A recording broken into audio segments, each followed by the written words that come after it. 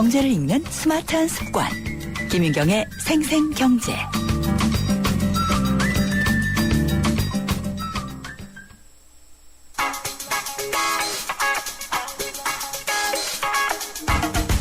안녕하세요. 멜로디 경제의 대중음악평론가 이대화입니다. 역사상 가장 많은 제작비가 들어간 뮤직비디오가 어떤 건지 혹시 아시나요? 과연 글로벌급의 블록버스터 뮤직비디오들은 한 편당 얼마의 제작비가 들까요? 통계에 의하면 역사상 가장 비싼 제작비가 들어간 뮤직비디오는 마이클 잭슨의 스크림입니다. 여동생 자넷 잭슨과 듀엣으로 발표한 곡인데 무려 700만 달러, 약 우리 돈으로 74억 8천만 원이 들어갔습니다. 한 통계에선 이 돈을 인플레이션을 감안해서 2014년 기준으로 다시 환산했는데요. 그 값이 무려 1,080만 달러, 우리 돈으로 115억입니다. 110억이면 한국에서 블록버스터 영화 하나 만들 가격인데 이걸 뮤직비디오 하나에 쏟아부었다는 게 믿겨지지가 않네요. 또 재밌는 건 이 순위의 5위까지가 전부 마이클 잭슨과 마돈나로만 채워졌다는 겁니다. 그것도 주로 90년대 이후에 발표된 곡들인데 해석해보자면 이런 거 아닐까요? 이제 웬만한 뮤직비디오는 다 찍어봤고 아무래도 비주얼적으로 뭔가를 보여줘야 하긴 하겠고 그동안의 인기로 돈도 많이 벌었으니까 투자를 해서 이전에 없었던 걸 만들어볼까 이런 거였겠죠. 스크림은 우주선에서 춤을 추는 뮤직비디오인데 춤을 추면서 무중력 상태처럼 사람이 날아다니고 360도 회전하는 특수효과들이 사용되고 있습니다. 이 세트와 특수효과에 엄청난 돈이 들었다는 거겠죠. 마이클 잭슨과 자넷 잭슨이 같이 부른 스크림 들어보겠습니다.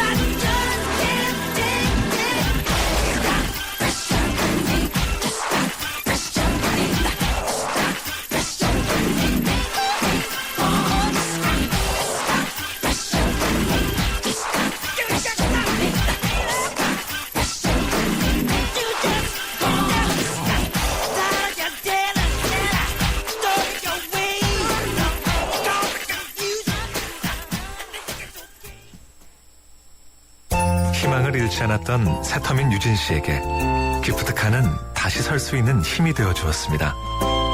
누군가에게 힘이 되고 싶다는 기프트카의 67번째 주인공 강유진 씨가 만드는 인형. 누구와 나누면 좋을까요?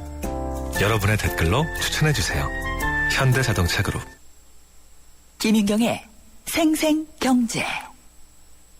여러분은 하루 일당 얼마쯤 되시나요?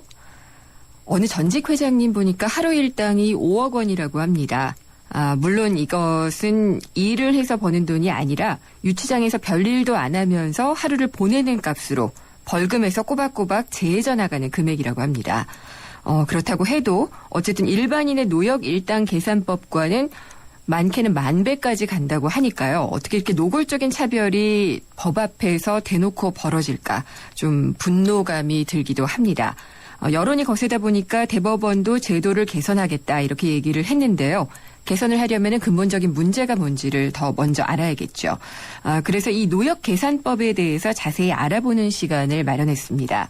수륜 아시아 법률사무소의 김종우 변호사를 모셨습니다. 변호사님 안녕하십니까? 네, 안녕하세요. 네. 혹시 그 변호사님의 의뢰인 가운데에서도 이렇게 벌금 낼 돈이 없어서 노역으로 대신한 분이 있었나요? 예, 그 사례를 하나 말씀을 해드리겠습니다. 네. 제주 강정마을에서 벌어지는 일인데요. 예. 이를테면 평화 활동가들이 공사장 내 구럼비 바위에 들어가서 평화를 상징하는 태진 모양의 나무 조형물을 만들면요. 불법 건축물 설치에 해당한다고 하여서 벌금 200만 원을 선고받습니다. 아, 네. 예상하시다시피 그 평화 활동하는 분들이 돈이 별로 없습니다. 그래서 그 벌금 납부를 하지 않고 노역장 유치를 선택하는 분들이 있습니다. 네. 대부분 하루 일당 네. 5만 원으로 계산되고요. 예. 가장 최근 판결에서는 일당 10만 원으로 정해졌습니다. 그러니까 이제 벌금 200만 원이면 네. 80일, 최근 기준으로 라면 20일을 구치소에서 정해진 일을 하면 네. 벌금 200만 원을 납부한 것으로 쳐주는 것이죠. 네. 그럼 벌금 낼 때는 여기서 숙식을 하는 거예요? 그렇습니다. 구치소에서 머물면서 네. 거기서 이제 그 심하진 않겠지만 이제 일을 하면서 정해진 예. 일을 하면서 시간을 보내게 됩니다. 그렇군요. 근데 이 노역 기간이라든지 일당, 그러니까 지금 네. 말씀드린 전직 회장님 5억 원이잖아요. 네네. 강정마을에서 평화 시위를 했던 활동가들은 일당 5만 원. 5만 원, 10만 원. 네. 이게 어떤 근거로 이렇게 달라지는 거예요? 네, 그 벌금과 노역장 유치는 판결문에 정해둡니다. 네. 이를테면요. 피고인 김종우를 벌금 200만 원에 처한다. 변호사님. 피고인, 예. 네, 피고인 김종우가 위 벌금을 납입하지 아니할 경우 예. 5만 원을 일일로 환산한 기간 위 피고인을 노역장에 유치한다. 이렇게 판결문에 명시를 합니다. 네. 네, 이는 형법 제69조의 근거 규정이 있는데요. 네, 벌금은 판결 확정일로부터 30일 내에 납입을 해야 되고 네. 또 벌금을 납입하지 아니하는 경우에는 1일 이상 3년 이하 노역장에 유치하고 작업에 복무하게 합니다. 그러니까 하루 이상 네. 3년 이하라는 기간이 이렇게 좀 길게 네, 정해져 있군요. 기간만 정해져 있습니다. 네. 네, 여기서 이제 하루 일당을 얼마로 계산하는지에 대해서는 규정이 없는데요. 예. 관례적으로 일당 5만 원을 기준으로 하고 있었고 최근에는 일당 10만 원으로 하는 것으로 알려져 있습니다. 네. 즉 일당 얼마인지는 재판부의 재량입니다. 그렇군요. 그런데 그 그러면, 노역장 예. 유치는 네 방금 말씀드린 것처럼 아무리 길어도 3년을 넘을 수 없게 정해져 있으므로 네. 이를테면 이번에 문제가 된 허재호 회장 경우에는 벌금이 254억 원인데요. 네. 3년을 1095일로 잡으면요. 예. 하루 일당이 아무리 낮아도 약 2,320만 원이 될 수밖에 없습니다. 이 3년 제한 때문에요. 그렇네요. 근데 이번에 일당 5억 원은 어떤 계산으로 나온 거죠? 네, 그러니까요. 이와 같은 계산 방식에 의해서 네. 재판부가 가지고 있는 대량은요. 네. 일단 2,420만 원부터 시작을 해서 예. 상한은 정해져 있지 않습니다. 네. 네, 그래서 만약에 일당 2,320만 원으로 정했다면 허재호 회장은 만 3년을 노역장에서 일을 해야만 하는 것이었고요. 네. 그런데 이를 일당 5억 원으로 계산을 했기 때문에 노역장 유치 기간이 51일로 줄어들게 되었습니다. 고무줄잡기인데요. 물론 일반 예. 네, 네. 일반인이라면 하루 벌금이 5만 원, 요즘 예. 기준으로 10만 원으로 정해져 있습니다. 그런 이게 좀 허점이 있군요. 네네. 그리고 이제 일당이 과하게 매겨진 것이라고 볼 수밖에 없기 때문에요. 5억 원이라는 네. 것은 뭐 제가 네. 하루 30시간을 일한다고 해도 벌 수가 없는 네. 돈이기 때문에. 근데 그렇습니다. 여기에 그 5억 원이 되는 설명이라든지 사유라든지 이런 거는 쓰여 있지 않나요? 예, 판결문에 그러한 이유는 쓰도록 되어 있지 않는데요. 네. 그 사법부 쪽 인사의 말로는 네. 그 검찰이 벌금형의 선고유예를 구형을 했는데 법원이 선고유예를 하지 않고 벌금형을 선고를 했으니까 네. 엄정하게 판결한 것으로 볼 수 있다 이렇게 이야기를 합니다. 좀 어려운 얘기인데요. 네. 그 선고유예라는 것은 유죄를 인정을 하되 2년 동안 법을 위반하지 않으면 네. 아예 선고하지 않은 것으로 좀 봐주는 그런 제도입니다. 그렇군요. 그런데 판결을 선고를 했으니까 네. 일단 그 검사의 구형보다는 높게 인정을 한 것이죠. 근데 여기에 대해서 예. 이제 네. 그 사법 쪽 인사의 말로는 네. 그 허재호 회장은 그 호텔 폭발세액 전부를 납부를 했고 예. 또한 그리고 사익 추구라기보다는 계열사의 그 지원 비용으로 그 금액들을 사용을 했다고 합니다.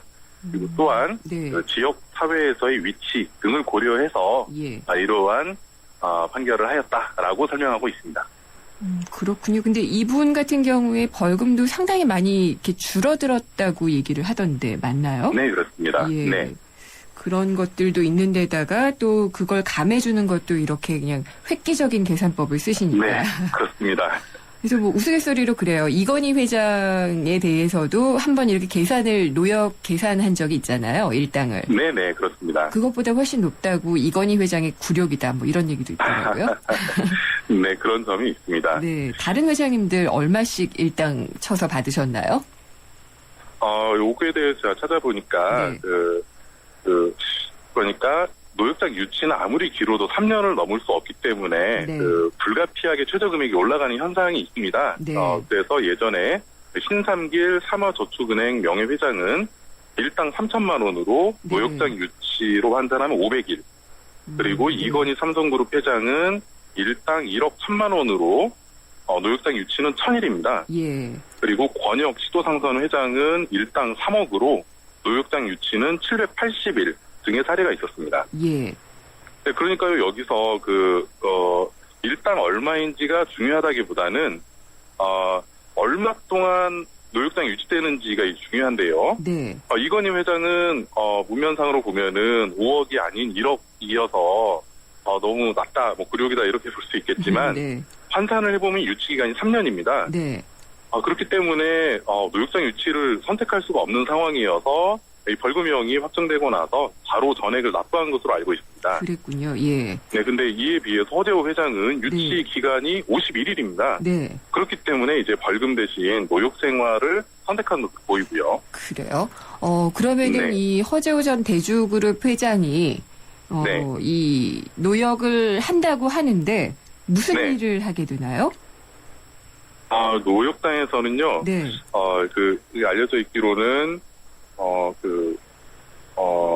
특히나 이제 네. 입소하는 날, 또한 퇴소하는 날, 네. 그날들은 작업을 하지 않고요. 또한 주말에도 작업을 안 하는 걸로 알고 있습니다. 그러면 그건 다 네, 빼주는 적어도 거예요? 예. 네, 이틀은 그냥 시간을 보내는 것이고, 네.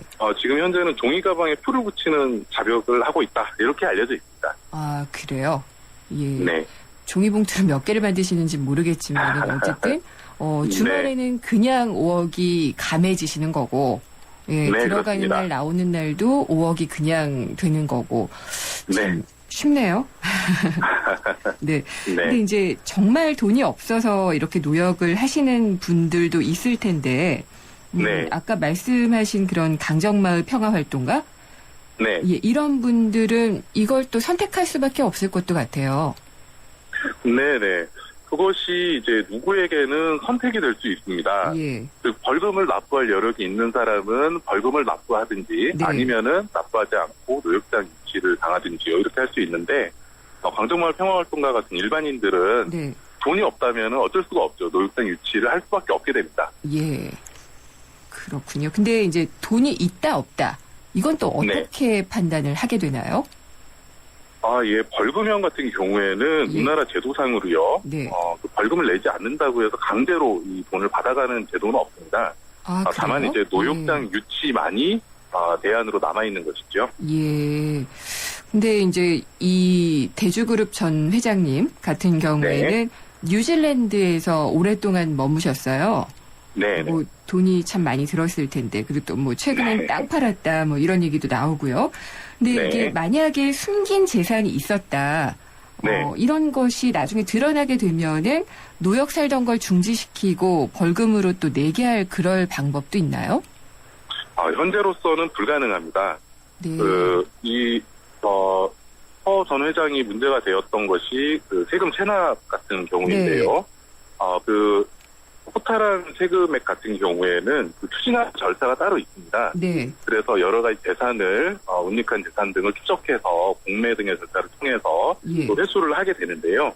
벌금은 납부하지 않으면은 노역장에 유치하는 방법밖에 없습니다. 아, 그렇군요. 그러면은 진짜 이게 대한변호사협회에서도 이걸 황제 노역이다 이렇게 얘기를 하면서 네네. 헌법상의 평등의 원칙에 위반된다라고 얘기를 하셨는데 네, 그런 성명서를 발표했습니다. 네. 근데 이게 정말 벌금형에 대해서는 이렇게 한다면 이건 좀 문제 아닌가라는 생각이 들거든요.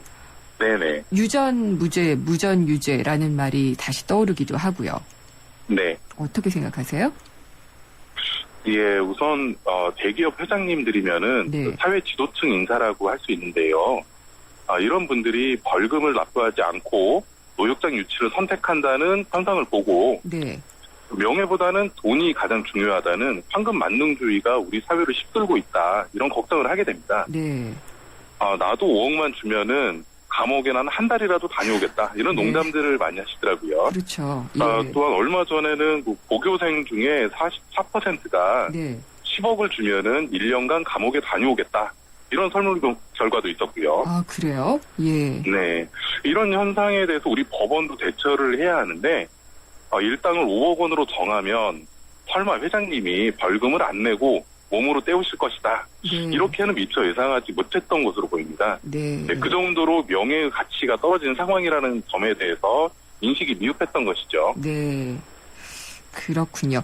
그러면은 이제 대법원에서 제도 개선안을 만들겠다라고 하는데 이게 네. 어떤 방향으로 잡혀질 수가 있을까요? 예, 그 독일의 사례를 보면요. 네. 그 일당 금액의 상한이 있습니다. 예. 우리나라는 그러니까 3년의 유치 기간 때문에 하한이 있는 것이죠. 네. 그런데 이제 상한은 없으니까 여기에 대해 상한을 제한하는 규정을 두는 것이 네. 추진되고 있습니다. 예. 어림잡아서 일당을 만약에 5천만 원으로 제한을 한다면요. 물론 이제 이것도 굉장히 큰 차이기 네. 때문에 5만 원과는 큰 차이죠. 하지만 만약에 일당을 5천만 원으로 제한을 두었다면은 네. 허대호 회장 같은 경우에는 1년 반을 노역장 생활을 해야만 했죠. 예. 네네. 이런 정도로 이제 아마 규율이 네. 대법원에서 준비를 하지 않을까 생각합니다. 그러게요. 이제 하루에 얼마까지 일당을 줄 수 있느냐는 상한선을 만드는 게 좀 필요할 것 같고요. 그렇습니다. 예, 전 좀 기운이 많이 빠지는 소식이기도 하고. 네, 그렇죠. 그렇네요. 예전에 이럴 때마다 비지스의 홀리데이 막 이런 노래가 막 떠오르기도 하거든요. 네. 유전무죄, 무전유죄라는 걸 굉장히 많이 알려줬던 그런 사례가 있어서. 네, 그렇습니다. 어쨌든 좀 의미 있는 변화가 이번 여론과 이런 사회적인 동요를 중심으로 해서 네. 좀 이루어졌으면 좋겠네요. 네, 그렇습니다. 네, 오늘 말씀 아주 잘 들었습니다. 감사합니다. 네, 감사합니다. 수륜 아시아 법률사무소의 김종우 변호사였습니다.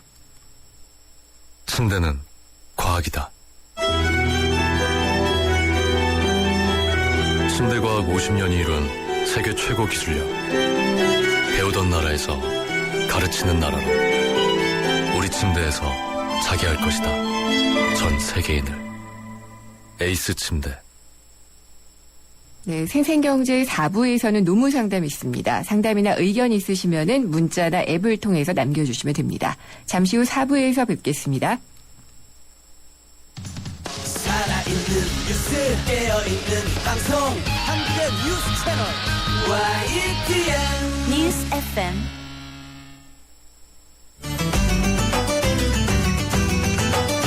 한 걸음 더 경제와 가까워지는 오후 김윤경의 생생경제.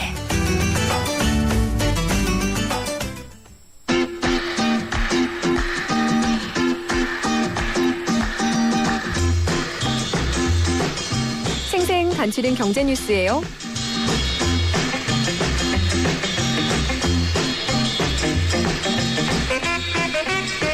주말 영화관에서 혹은 여행 성수기 때 마일리지로 항공권 구입하기 어떠셨나요?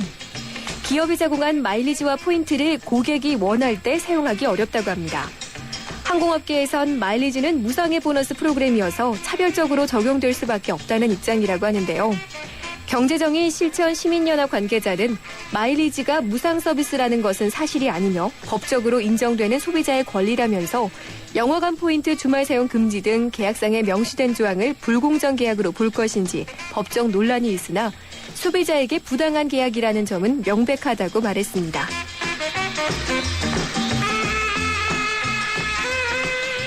일 2% 초저금리로 주택 구입자금을 빌려주는 공유형 모기지 신청 대상이 확대됩니다. 기존 생애 최초 주택 구입자에서 5년 이상 무주택자도 신청할 수 있게 되는데요. 다만 소득 요건은 6천만 원 이하로 제한되고 기존처럼 수도권과 5대 광역시만 해당됩니다. 공유형 모기지는 수익형과 손익형으로 나뉘는데 전용면적 85제곱미터 이하, 6억 원 이하 아파트가 대상이죠. 수익형은 2억 원 한도 내에서 주택가격의 70%까지 연 1.5% 고정금리로 20년간 빌려주고 집값이 올라 수익이 생기면 주택기금과 나눕니다. 손익형은 2억 원 한도 내에서 집값의 40%까지 최초 5년간 1%, 이후 2%의 금리가 적용되는데요. 집값이 오르면 수익을, 떨어지면 손실을 주택기금과 나누게 됩니다.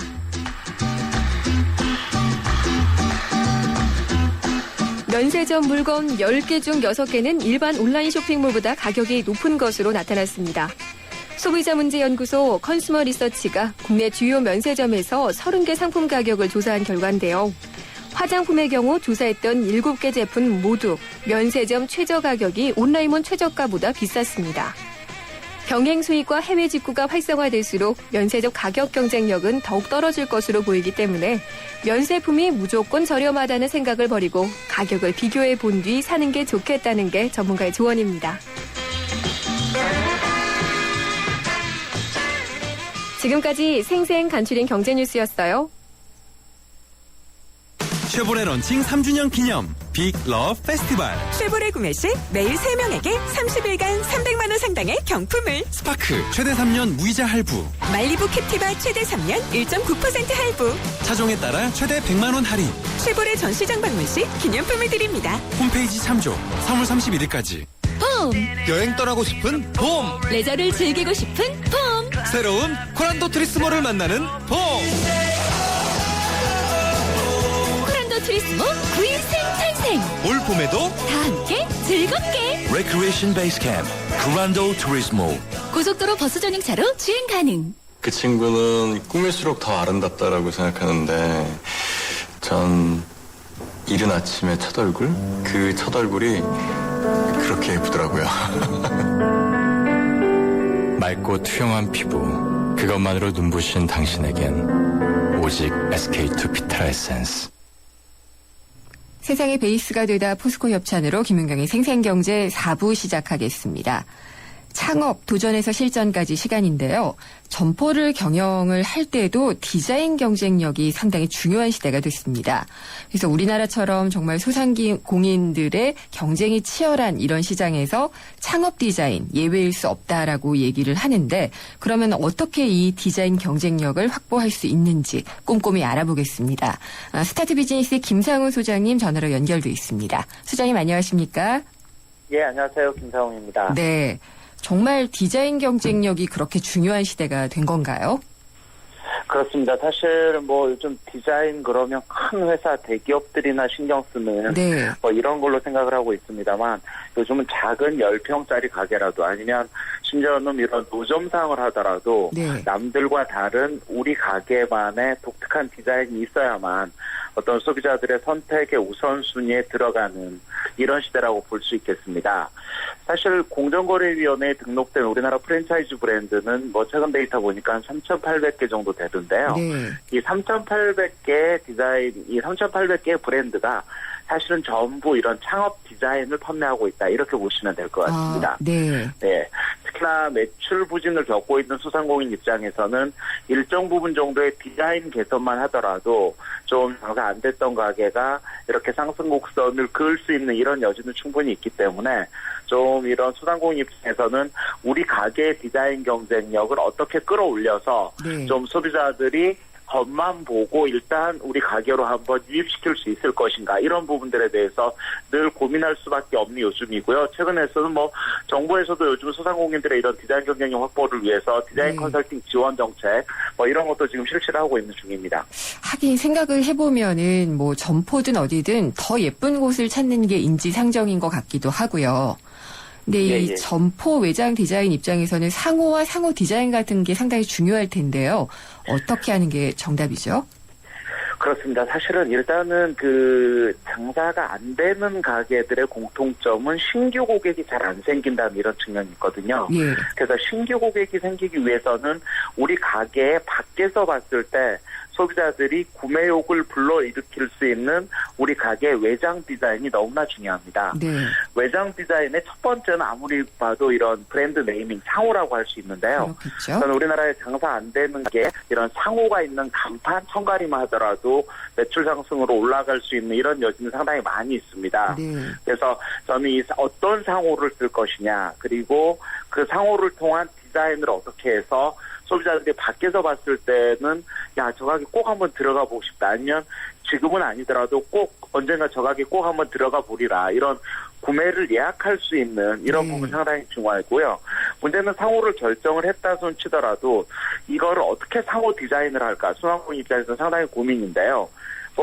돈을 적게 들이면서 이렇게 그 디자인 경쟁력을 확보할 수 있는 방법 중에 하나는 이런 상호 디자인 이런 부분을 전공한 학과는 4년제 대학의 시각 디자인 학과 이런 곳에서 주로 이런 부분을 전공한 학과이기 때문에 네. 어떤 4년제 대학이 있는 시각 디자인 학과 과사무실에 전화를 해서 디자인 알바가 하나 필요하다 이렇게 연락하면 네. 최소한 3학년 이상 학생들 정도를 모집을 하면 금방 달려올 테고요. 예. 거기에서 독특한 이런 출원 등록이 가능한 상호를 중심으로 우리 가게 모양새에 맞는 이런 상호 디자인을 의뢰를 할 수 있고요.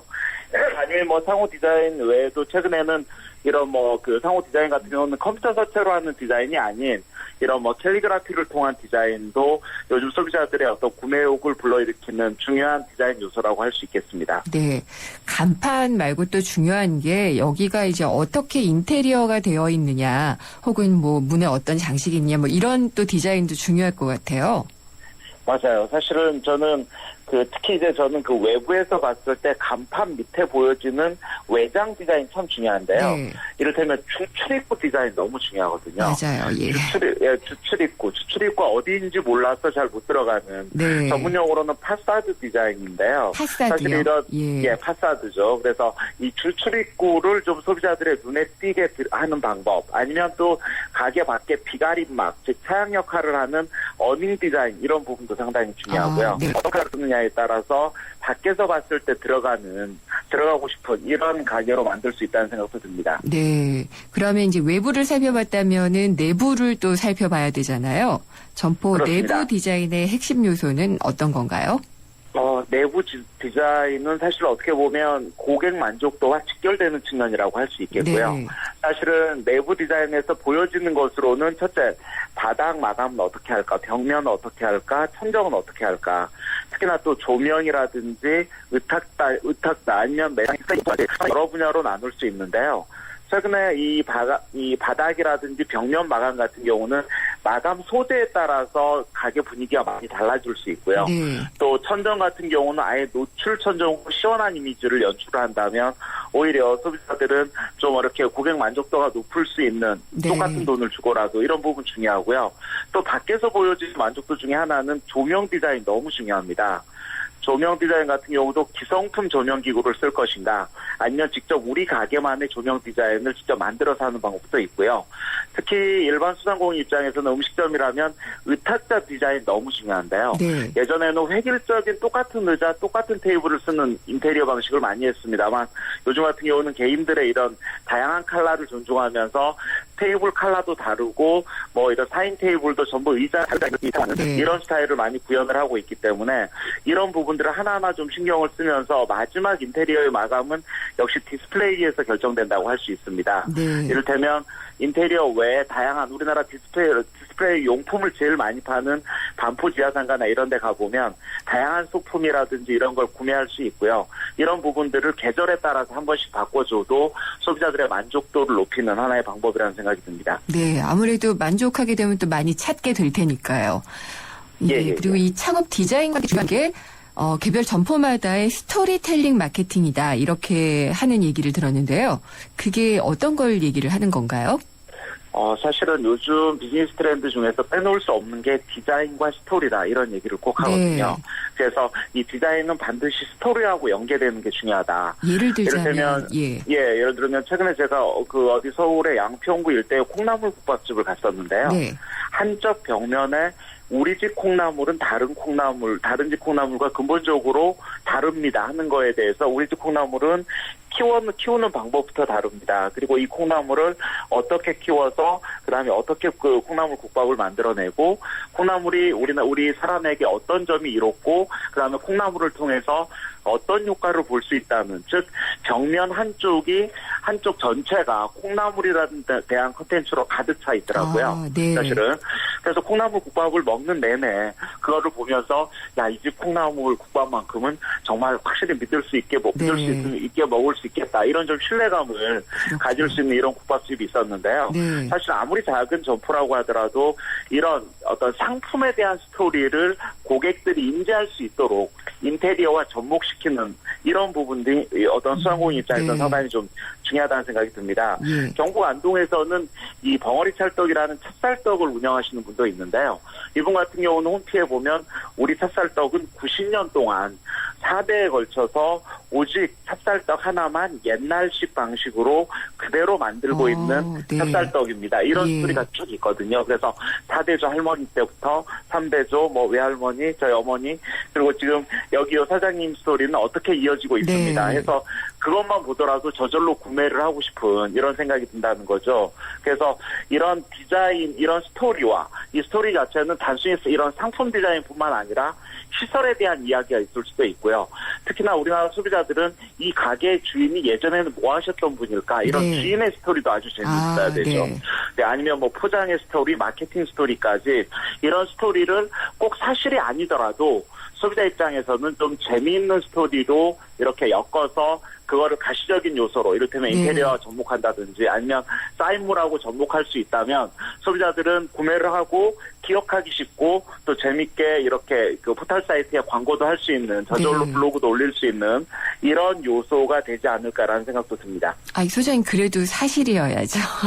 이야기가. 물론 사실이면 좋겠습니다만 재밌는 스토리가 중요하다는 거죠. 예, 그렇군요. 그런 게 확실히 그 사람을 끄는 매력이 있는 것 같아요. 아무래도 제가 볼 때 이 창업자 입장에서는 요즘 이런 스토리 하나도 꼭 기획사에 맡기지 않아도 어떻게 보면 우리의 창업 일기 같은 경우를 꾸준히 이렇게 SNS에 올리시는 분도 있고요. 이런 스토리 파워, 즉 어떻게 보면 창업자들은 이제는 글쓰기 연습도 좀 하셔야 되지 않을까 이런 생각도 좀 듭니다. 알겠습니다. 잘 들었습니다. 예, 고맙습니다. 스타트 비즈니스의 김상훈 소장이었습니다.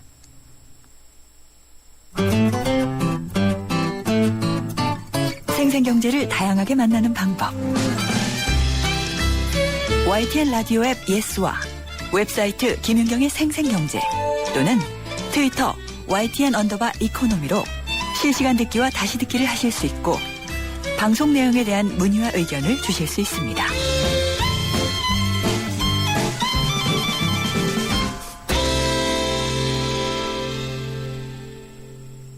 김윤경의 YTN 생생경제, 오늘은 노무상담이 있는 날입니다.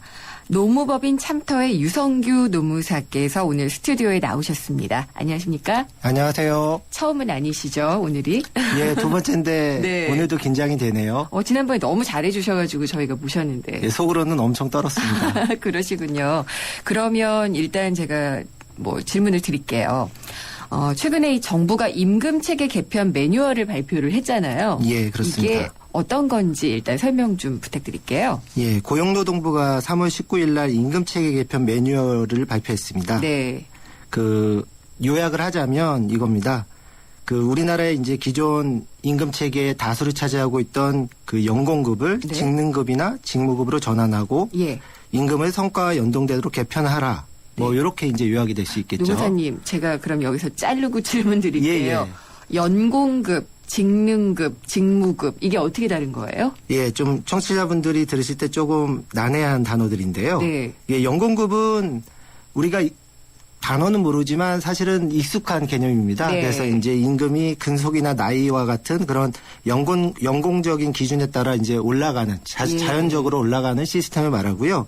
직무급은 이제 그 노동자가 수행하는 직무의 중요도나 난이도 이거에 따라 이제 임금의 차등이 만들어지는 그런 시스템을 말하고요. 직능급은 연공급하고 직무급 중간 형태라고도 볼 수 있는데요. 노동자가 가지고 있는 지식이나 기술, 역량 이런 것들을 평가해가지고 임금을 결정하는 시스템이죠. 직무급과 직능급은 약간 다르군요. 그럼요. 예. 그래서 정부가 그러면은 어떤 것까지 개편을 하겠다라고 제시를 했나요?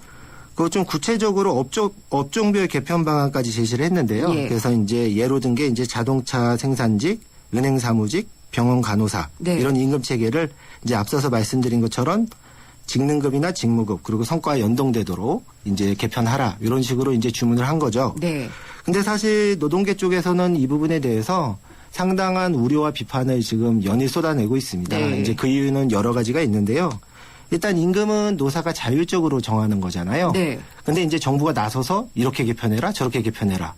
또 상당히 지금 민감한 시기입니다. 왜냐하면 네. 통상임금으로 그렇죠. 노사 간에 이제 임금 교섭이나 단체 교섭 시에 상당한 갈등이 표출되고 네. 있는 시기이기도 한데 이런 민감한 시기에 좀 이런 걸 내놨다. 예. 그래서 사실 이제 노동계뿐만이 아니고 전문가들 사이에서도 네. 의견이 분분하고 비판이 많죠. 그렇군요. 그러면 지금 정부가 자동차 생산직, 은행 사무직, 병원 간호사 요 업종에 대해서는 지금 가이드라인 그러니까 매뉴얼을 발표를 했는데 요거 아닌 것도 뭐 더 간섭이 된 게 있나요?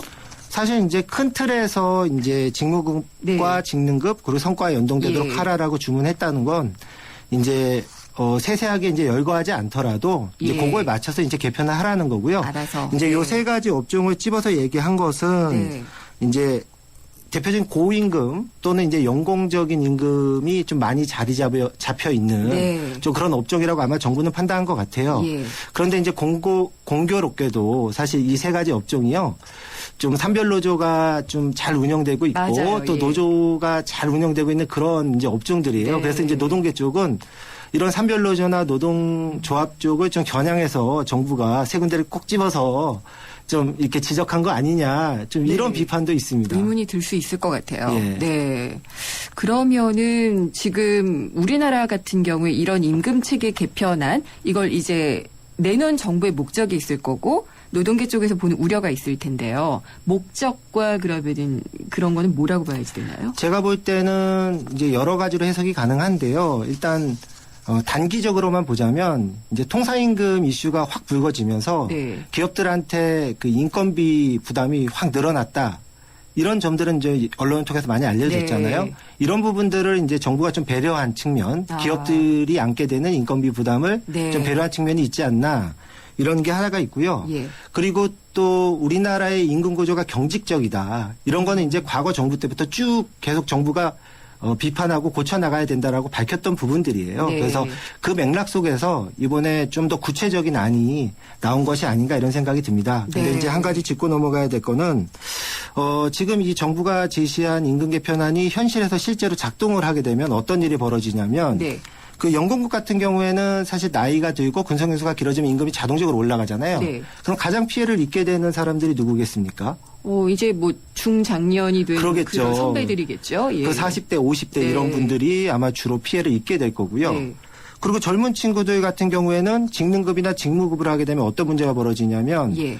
공정하게 평가를 한다고는 하지만 사실 이 평가를 하는 사장님이나 회사도 사람들이잖아요. 주관적이 되죠. 그렇죠. 예. 그래서 평가를 통해서 임금이 결정한다는 네. 거예요. 직능급이나 직무급의 요지는.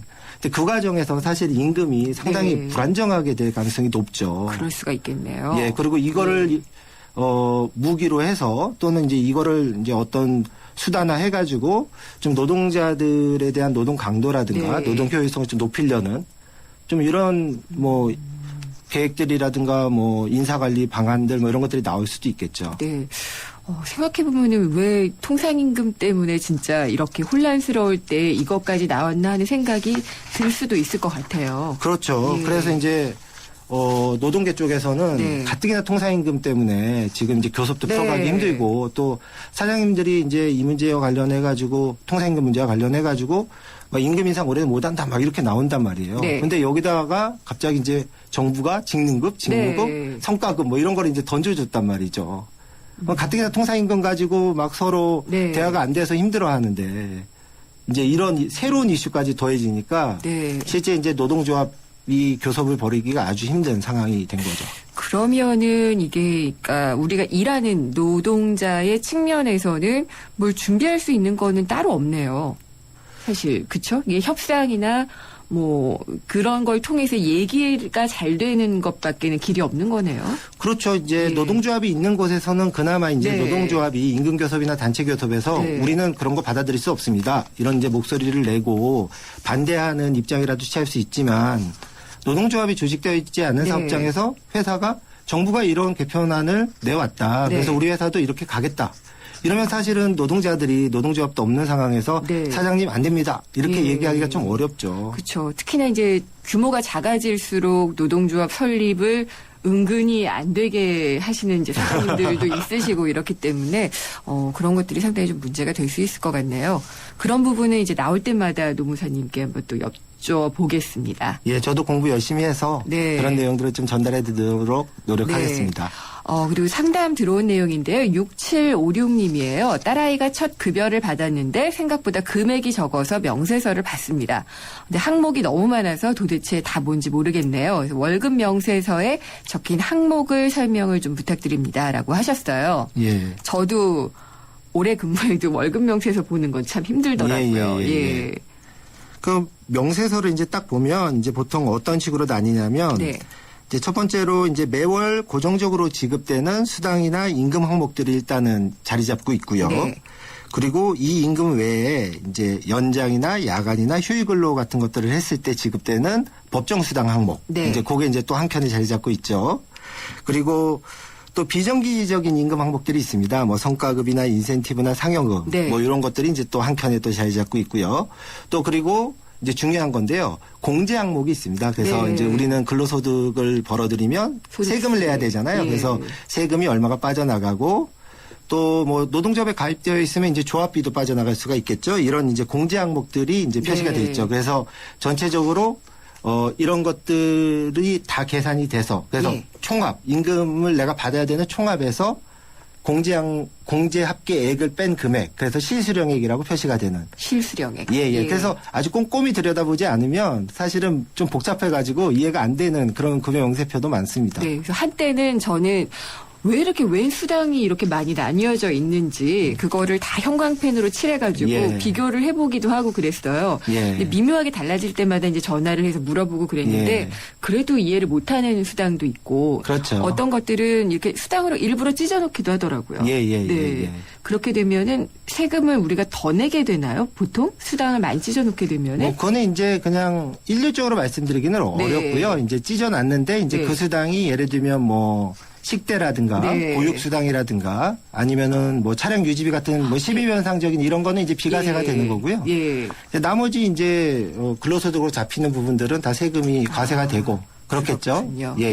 근데 이제 많은 분들이 월급 명세서를 꼼꼼하게 보시지 못하는 경우가 많아요. 근데 우리 정말 잘 봐야지 되는 그런 항목들이 많죠. 그렇죠. 이제 월급 명세서를 사람들이 이제 받아서 그냥 무심코 그냥 던져버리거나 아예 보지도 않는 노동자분들이 많은데요. 사실은 이 월급 명세서는요. 그 한 달 동안 내가 일한 그 노동의 대가가 어떻게 계산돼서 어떻게 지급되는지를 표시한 그 임금 계산 내역서라고 볼 수 있어요. 그러니까 우리가 마트 가서 물건을 사면 영수증 길게 나오잖아요. 이것처럼 이제 내 노동의 대가를 우리 사장님이 어떻게 잘 줬는지 항목별로 잘 줬는지 이거를 이제 쭉 표시한 게 급여 명세표, 월급 명세표예요. 그러니까 노동자가 만약에 이 월급 명세표를 그냥 소홀히 하거나 제대로 안 본다는 이야기는 뭐냐면 마트에 가서 내가 물건을 사놓고 뭘 샀는지 그렇죠. 내가 안 산 것도 막 써 있는데 그냥 그거 그냥 돈 지불하고 나오는 거랑 별반 다르지 않은 거죠. 사실 그래서 노동자들이 좀 월급 명세서를 좀 꼼꼼히 보는 그런 습관을 들일 필요가 있습니다. 시간이 애매해서 이 월급 명세서에 대한 부분은 다음번에 2탄으로 좀 더 들어야 될 것 같아요. 오늘은 여기서 좀 맞춰야지 될 것 같고요. 다음번에 월급 명세서 읽는 법에 대해서 다시 한번 좀 알려주세요. 알겠습니다. 오늘 상담 잘 들었습니다. 감사합니다. 감사합니다. 노무법인 참터의 유성규 노무사였습니다. 잠은 인생의 사치라던 에디슨. 하지만 그의 열정을 지켜준 것도 깊은 잠이었습니다. 짧게 자도 깊고 편안하게. 시대의 리더와 함께한 시몬스. 당신의 인생과 함께합니다. 흔들리지 않는 편안함. 시몬스. 난 기다렸지 프로 설레는 맘으로 빛나지 이대로 멋지지 그대로 그 세상 속에 나로 난 앞으로 지 프로 세상의 프로가 되다. LG G 프로2. 우리 강산을 푸르게 30년. 우리는 이제 숲이 작아져야 한다고 생각합니다. 우리 동네에서, 학교에서, 도시 곳곳에서 매일 만날 수 있는 작은 숲이 필요합니다. 작은 숲 모여 더 큰 숲으로. 우리 강산 푸르게 유한킴벌리. 네, 오늘 2시간 열심히 준비했는데 잘 들으셨나 모르겠습니다. 뭐 임금 체계 개편 매뉴얼에 대해서도 얘기를 하고 뭐 여러 가지 얘기들을 했는데요. 우리가 사는 것들은 그냥 무심코 넘겨서는 안 되는 것들이 상당히 많은 것 같아요. 뭐든지 꼼꼼하게 한번 돌아보시는 시간 됐으면 좋겠습니다. 마치겠습니다. 김윤경이었습니다.